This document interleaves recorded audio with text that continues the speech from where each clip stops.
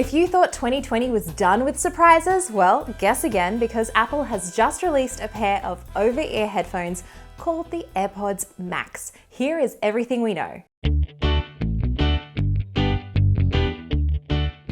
The rumors were true. Apple has been working on a pair of over-ear headphones, but they're not called the AirPods Studio like we were expecting.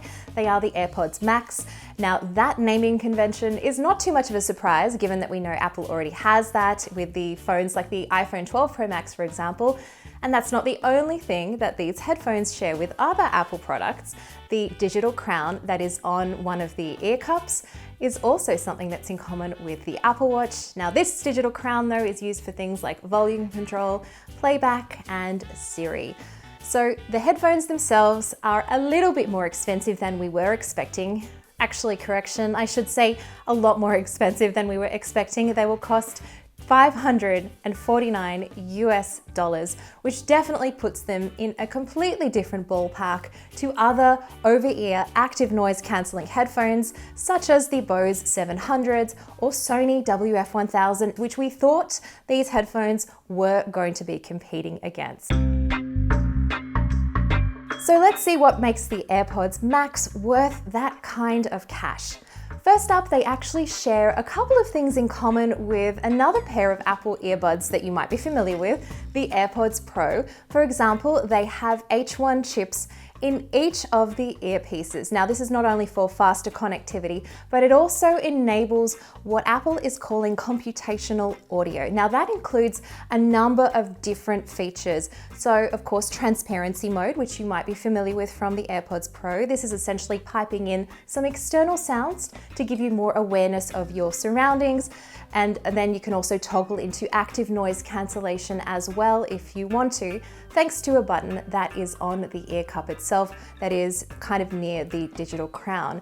The other features that the H1 chips and computational audio enable include surround sound. Again, something we saw on the AirPods Pro that was enabled with the release of iOS 14, essentially using gyroscopes and the accelerometer in the headphones and also on the device you're listening from, such as the iPhone or the iPad, in order to determine where to place sounds in virtual space. So it does give you a surround sound experience for content that was mastered in 5.1, 7.1, or Dolby Atmos as well. And there is also an adaptive equalizer on board that's dynamically changing the sound that's coming through the headphones.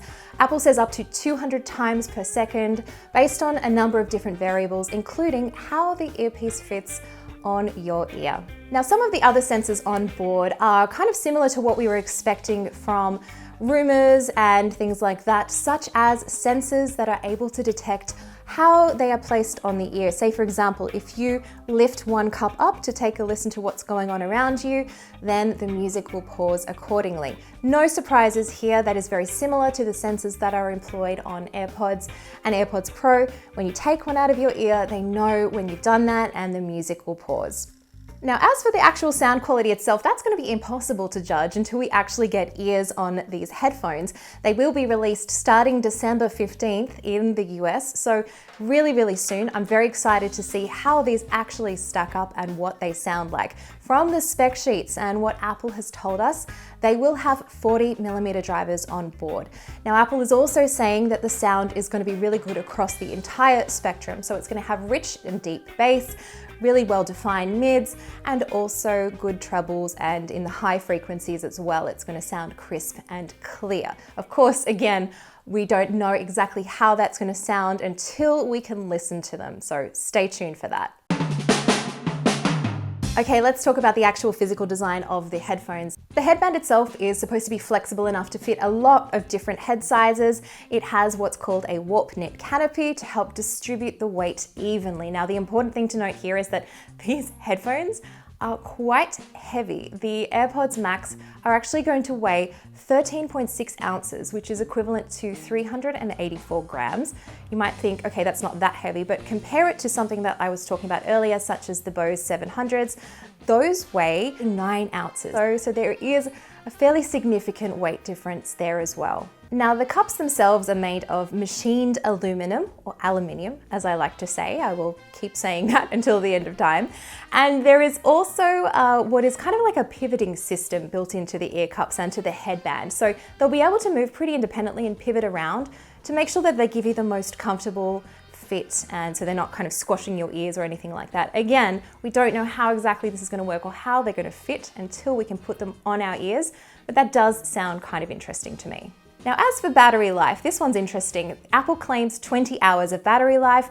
Now, this is with all of the bells and whistles turned on, such as your ANC and so on. This is, I guess, kind of equivalent to some other headphones, such as the Bose and the Sony. Those ones are kind of edging more into the 30 hours lifespan as well. So again, interesting to see how real-world testing is going to hold up when it comes to meeting those claims or not.